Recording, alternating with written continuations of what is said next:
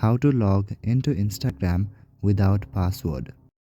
If you want to log in to your Instagram account but you don't have access to your password, then follow these steps. Firstly, open Instagram on your device and you will land to the login page.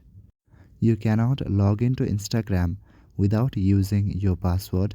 So if you have forgotten your password, then you will need to recover it. To recover your password, select the option Forgot Password. Now inside Forgot Password, enter your username or email. If you have logged in using your phone number, then you will need to add your phone number. Whatever credential you add, make sure that it is verified and connected with your account. After that, click on Next. Now you will need to provide verification.